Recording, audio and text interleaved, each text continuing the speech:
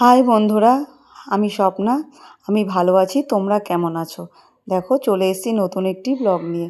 আজকে যাব কালীঘাট। দেখো আমরা সবাই রেডি হয়ে বেরিয়ে পড়েছি কালীঘাট যাওয়ার উদ্দেশ্যে। তো আমাদের বাড়ির সামনে থেকে বাস যায়, এক এক বাসই যায় কালীঘাটে। তো বাসে উঠে পড়েছি। দেখো বাসে সেদিনকে খুবই ভিড় কম ছিল, যেহেতু এটা এক সপ্তাহ আগের ভিডিও। এটা সেদিনকে ছুটির দিন ছিল বলে মানে অনেকটা ভিড় কম ছিল। আমরা 20 মিনিটে কালীঘাট পৌঁছে গেছি। তো দেখো চলে এসেছি। এখানে দেখো কত ফল সাজানো রয়েছে। তারপরে আমরা যাব এই যে স্কাই ওভারের ওপর দিয়ে। তো এখান দিয়ে দেখো মা, মাসি, মেয়ে সবাই উঠছে, আমিও আছি। এই যে সবাই নেমে গেছে। এবার ওখান থেকে সোজা যাব মন্দিরের দিকে। এই যে এখানে সবাই হাই করছে যে এসছি বলে। তো এবার নিচে নামার পালা।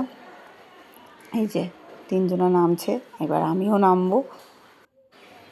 এই যে দেখতেই পাচ্ছ সামনেই মন্দির।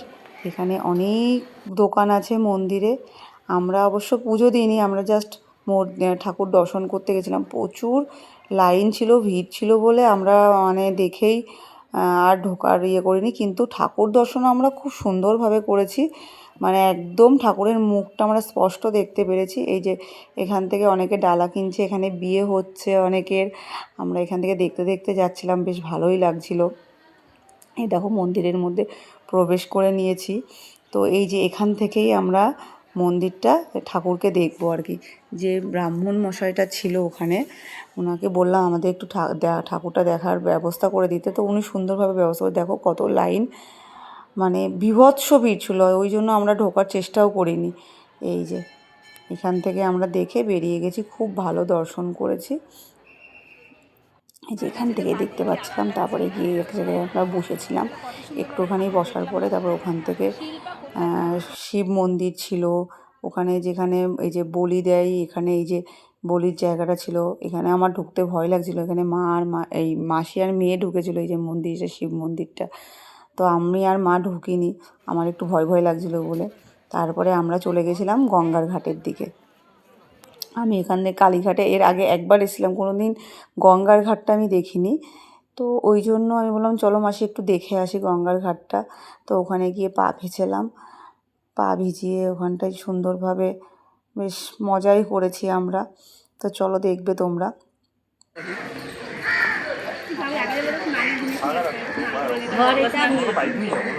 মাথায় দিয়ে দাও, গঙ্গা ঘুরে যাবে।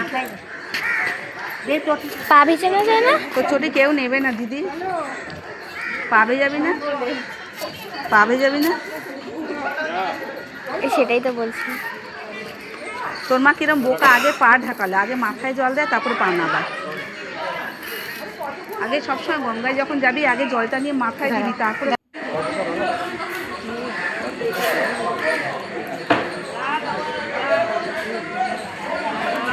এখন জলটা ভালো আছে। আমারটা করে কি